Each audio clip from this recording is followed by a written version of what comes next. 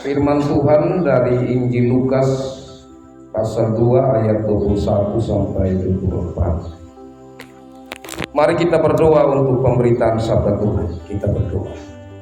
Ya Allah Bapa di sorga, kami bersyukur untuk kesempatan indah ini dalam kebaktian saat ini. Kami kembali mendapat kesempatan untuk diisi dengan makanan rohani, yaitu firman Tuhan. Karena dengannya maka kami percaya bahwa secara rohani kami bertumbuh dengan baik.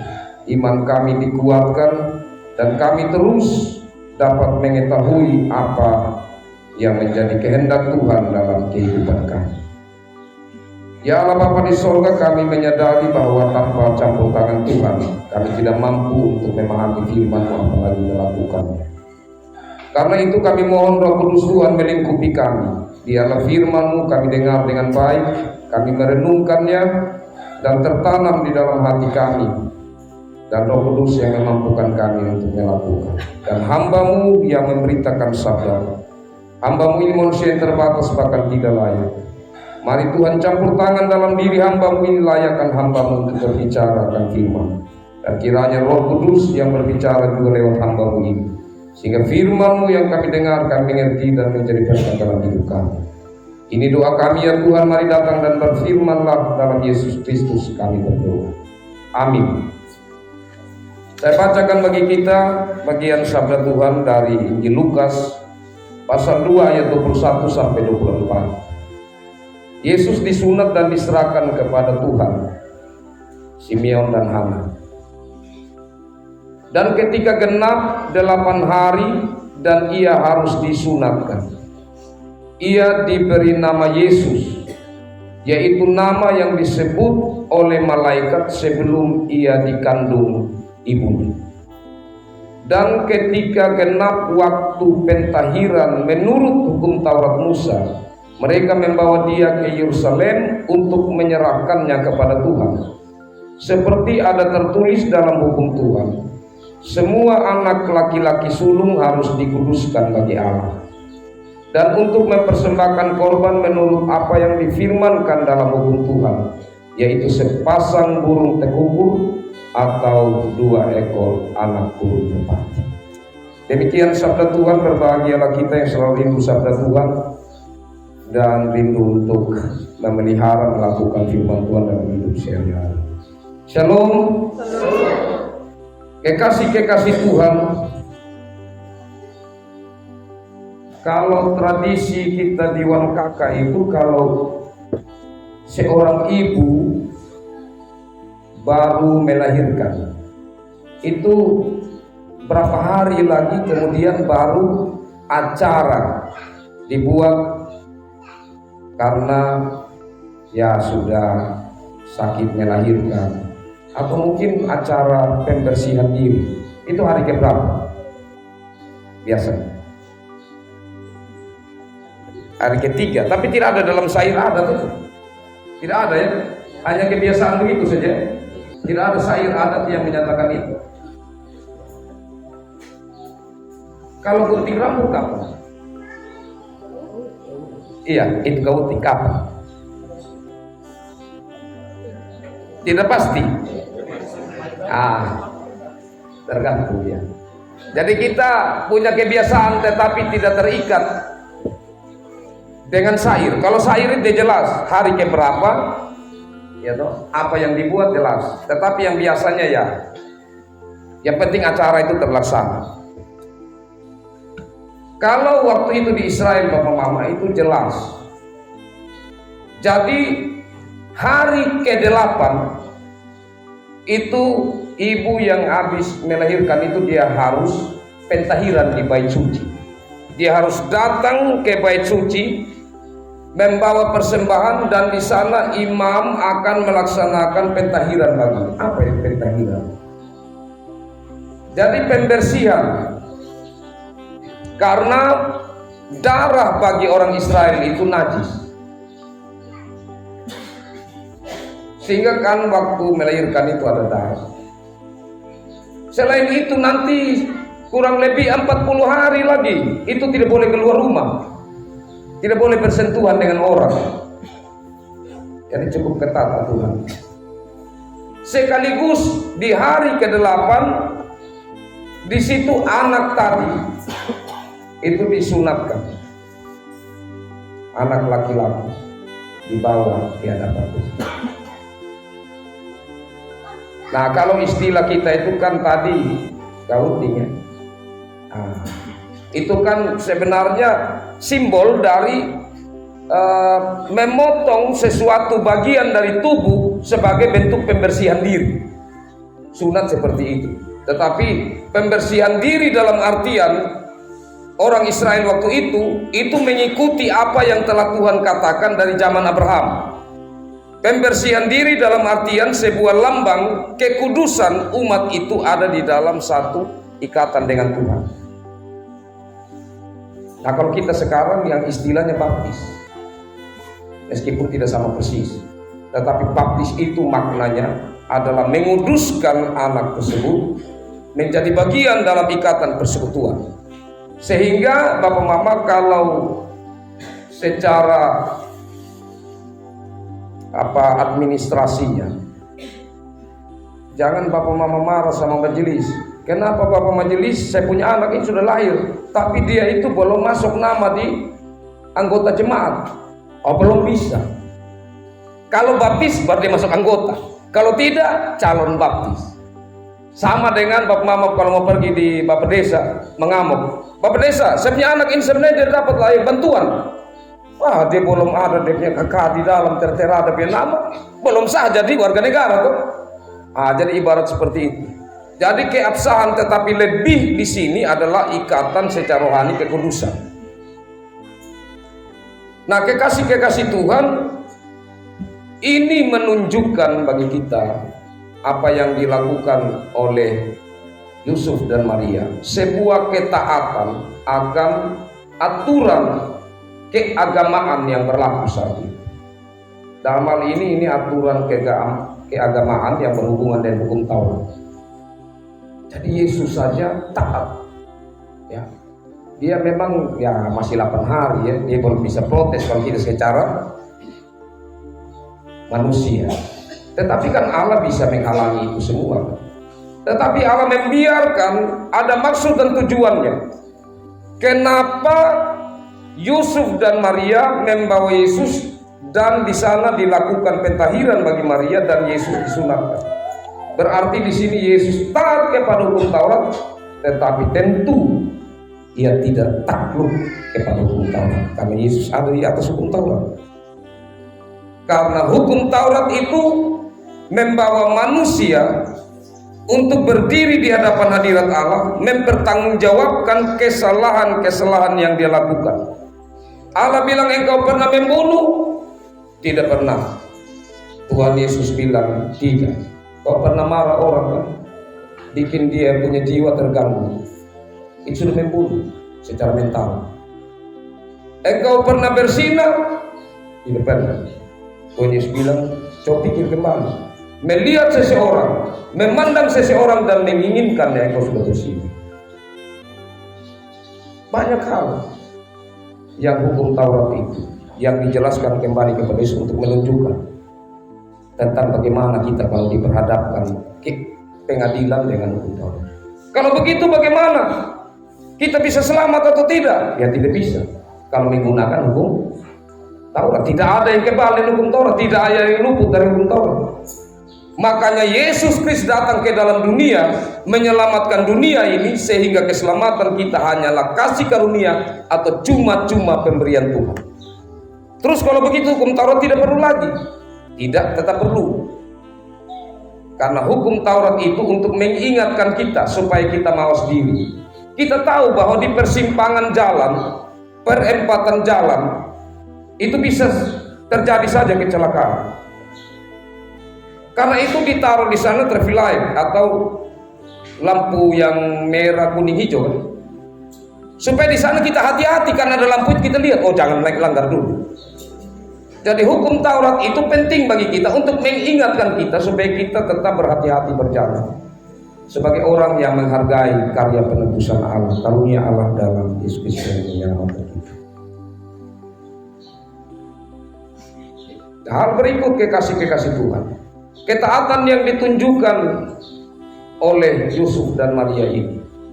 Mereka benar-benar melihat apa-apa saja sesuai dengan aturan yang berlaku untuk pentahiran itu dan sunat itu yang harus dibawa di hadapan hadirat Tuhan di Bait Allah. Di sini tercatat ayat 24 tadi, sepasang burung tekukur atau 2 ekor anak burung merpati. Kekasih-kekasih Tuhan, supaya kita lebih paham tentang aturan ini, tentang tradisi yang harus dilakukan ini turun-temurun, kita lihat bersama-sama di Imamat pasal 12. Imamat pasal 12. Kejadian, Keluaran, Imamat pasal 12. Karena banyak yang tidak pegang Alkitab, saya bacakan untuk dengar. Pentahiran sesudah melahirkan anak. Tuhan berfirman kepada Musa demikian, katakanlah kepada orang Israel, apabila seorang perempuan bersalin dan melahirkan anak laki-laki, maka najislah ia selama 7 hari. Dan selama 7 hari, sehingga hari ke-8 baru pergi ke Bait Allah. Sama seperti pada hari-hari ia bercemar kain, ia najis. Dan pada hari ke-8 haruslah dikerat daging kulit katan anak itu atau disunat. Selanjutnya 30 hari lamanya perempuan itu harus tinggal menantikan pentahiran dari darah nifas. Tidak boleh ia kena kepada sesuatu apapun yang kudus, dan tidak boleh ia masuk ke tempat kudus sampai sudah genap hari-hari pentahirannya. Ya, jadi kalau kita hitung dengan yang 7 hari tadi, hampir 40 hari. Tetapi jikalau ia melahirkan anak perempuan, maka najislah ia selama 2 minggu, sama seperti pada waktu ia bercemar kain. Selanjutnya 66 hari lamanya ia harus tinggal menantikan pentahiran dari darah nifas. Jadi lebih lama lagi kalau anak perempuan ya, untuk tinggal.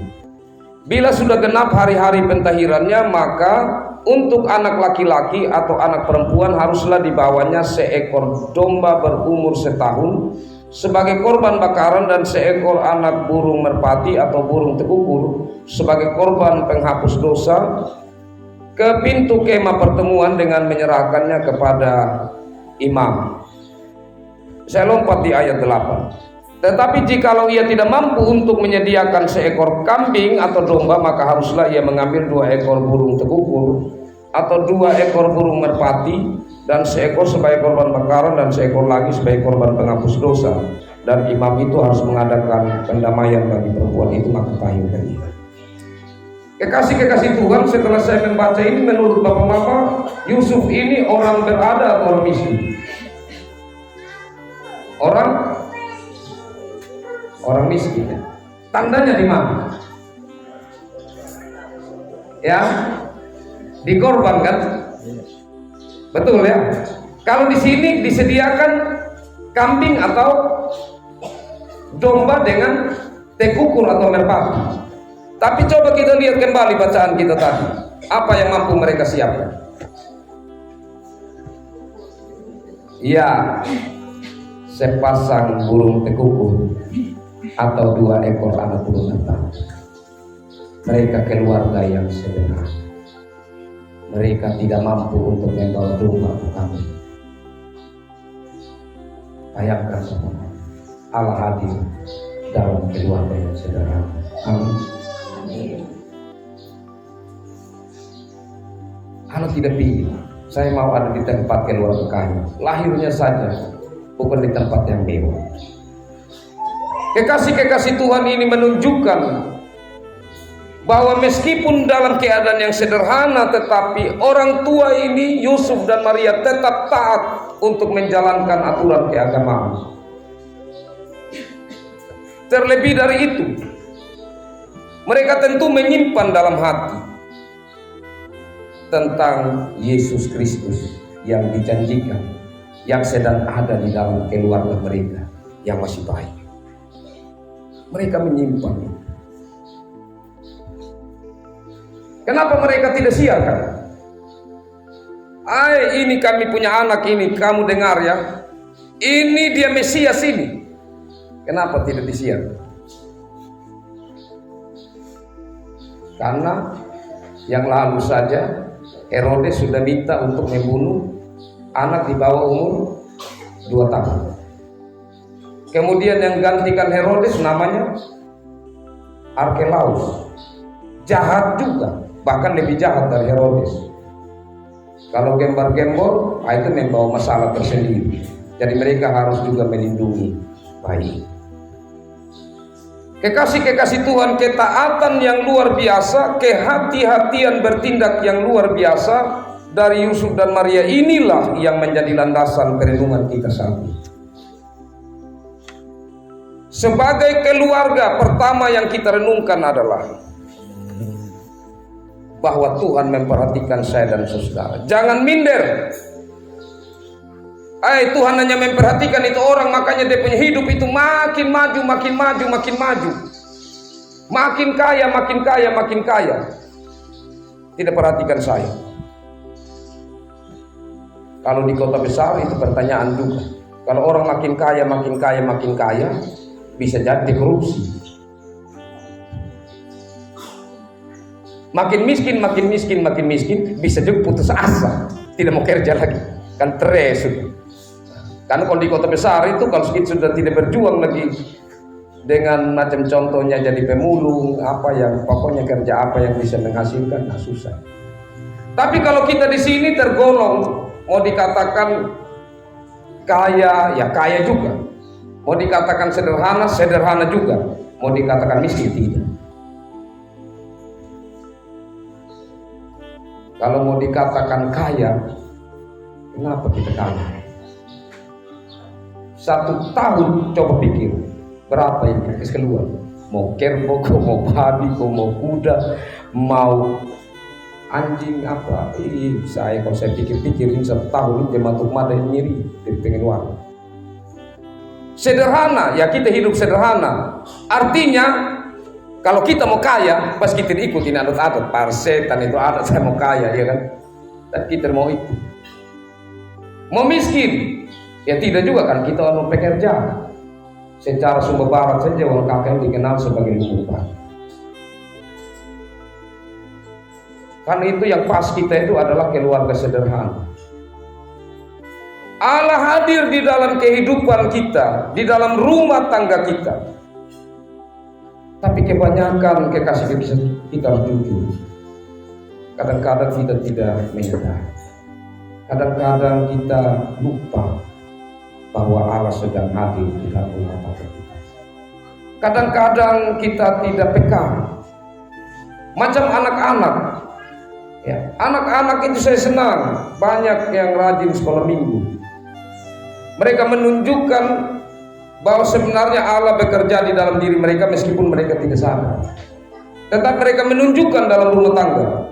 Karena Tuhan sayang anak-anak, bagaimanapun Roh Kudus akan mendorong mereka. Kecuali orang tua yang tidak mau untuk mendorong anak-anak, atau yang selalu memberi contoh yang kurang baik bagi anak-anak, tidak mau datang beribadah. Kalau begitu Bapak Mama lihat, nanti sekali-sekali datang tempo, waktu Ibu Erla atau Mama Al atau Mama Keila atau nanti Ibu Ina mengajar sekolah minggu, datang, kenapa sampai ibadah minggu orang dewasa? Saat saja anak laki. Kita punya anak laki ini banyak atau tidak? Banyak. Pertanyaannya kenapa mulai dari kecil itu mereka sudah kurang semangat datang sekolah minggu?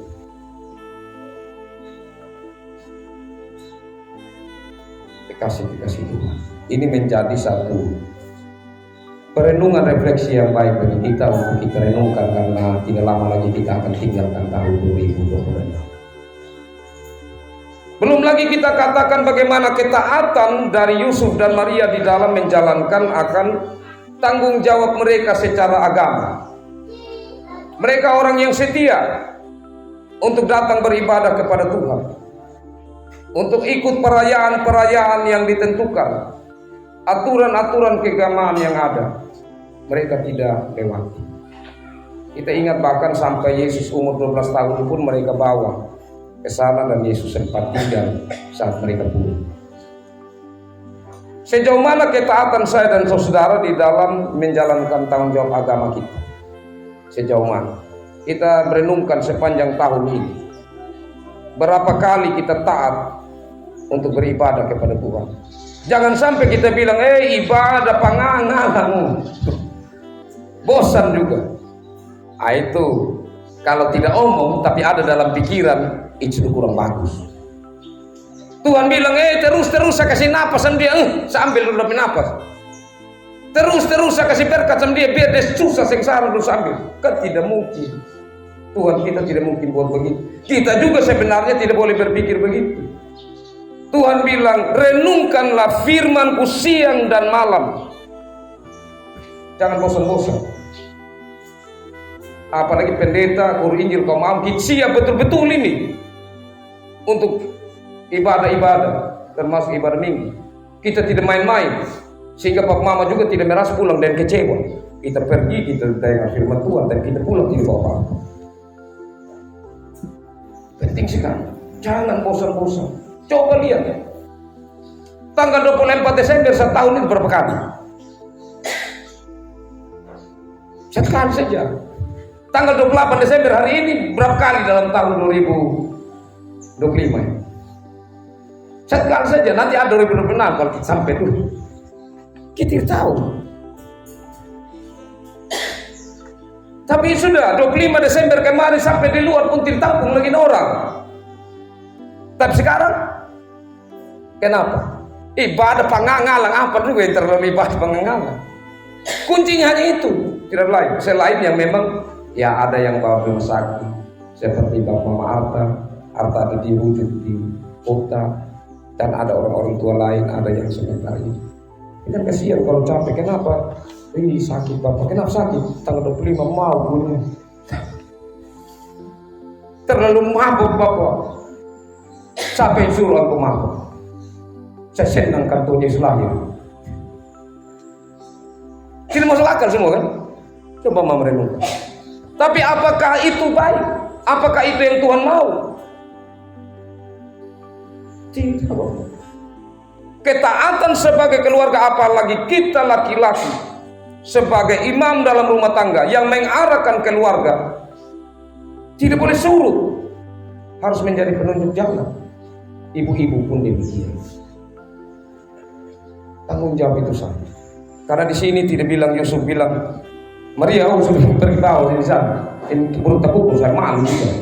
Hanya ini kambing yang tidak ada, hanya burung saja buat afset.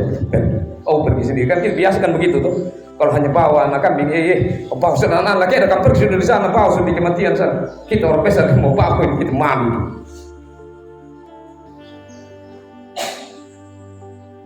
Kabur jadi malu, kemarin sekurang dia bawa kambing itu dia di mana?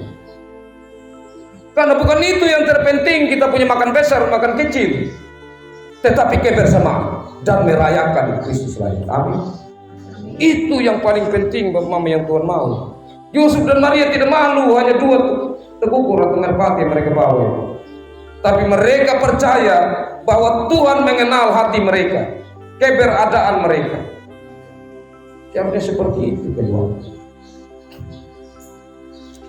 Dari kekasih-kekasih Tuhan, marilah lewat firman Tuhan ini sebagai keluarga-keluarga kita merenungkan kembali sejauh mana ketaatan kita akan.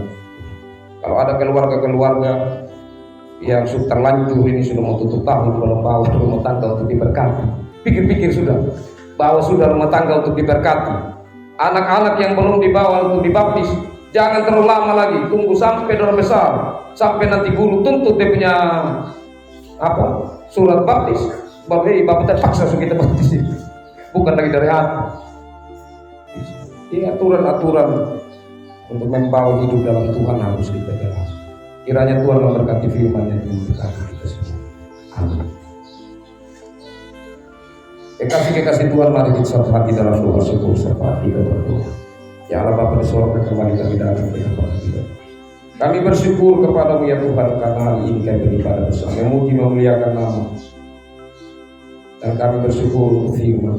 Kami sadar ya Tuhan bahwa ada banyak beban hidup yang terkadang membuat kami menjadi kurang begitu taat untuk menjalani akan tanggung jawab iman kami. Karena saat ini kami mohon ampun ke hadapan hadirat-Mu ya Tuhan. Dan mari ya Roh Kudus bangun komitmen dalam diri kami, apapun yang terjadi dalam hidup ini, kecuali hal yang memang sungguh berat tidak dapat kami hindari, maka kami alpa, maka kami tidak sempat untuk menjalani apa yang menjadi maksud Tuhan, kehendak Tuhan, seperti termasuk kita minggu.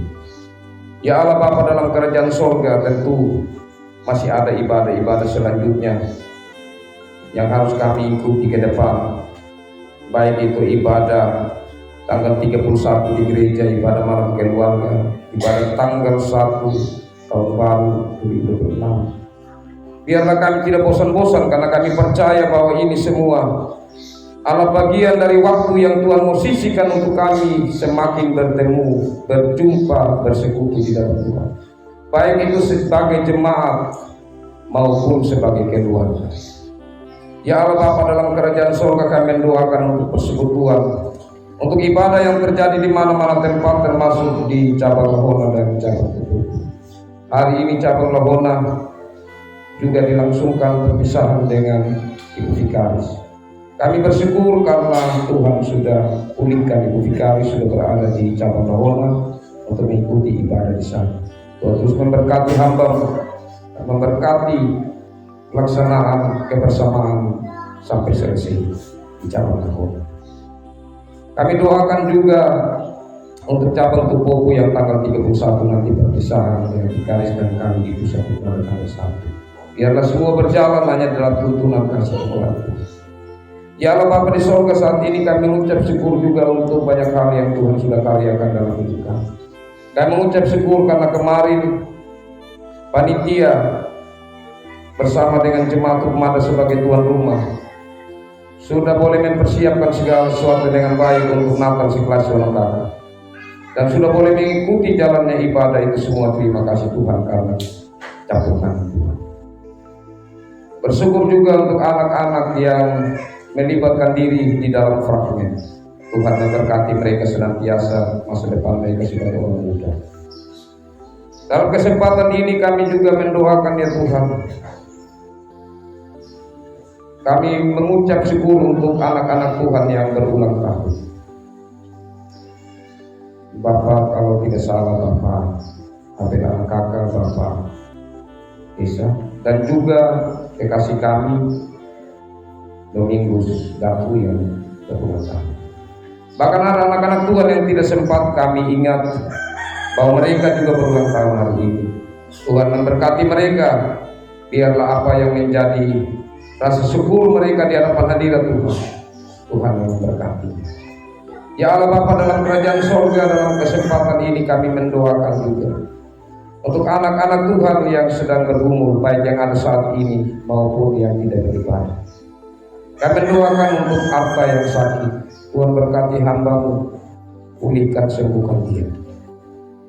Kami mendoakan juga untuk anak-anak Tuhan yang lain yang masih dalam keadaan sakit, Tuhan berkati. Ada anak-anak Tuhan yang sedang dalam tebakan berat karena ada masalah-masalah yang terjadi.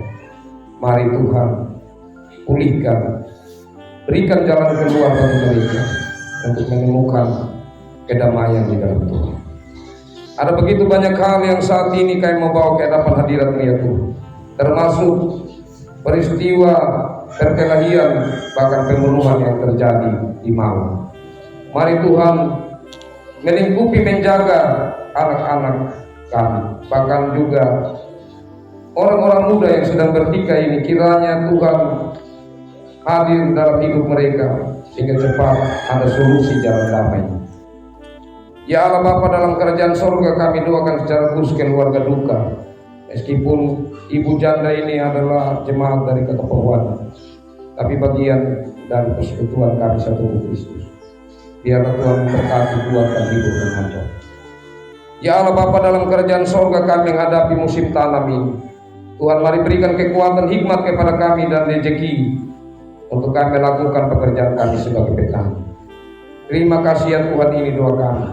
Ada begitu banyak hal yang ada dalam pikiran hati kami yang kami bawa ke dalam hadirat Tuhan. Kami mohon Tuhan menopang kami. Ini doa kami Tuhan, dalam Yesus Kristus kami berdoa. Amin.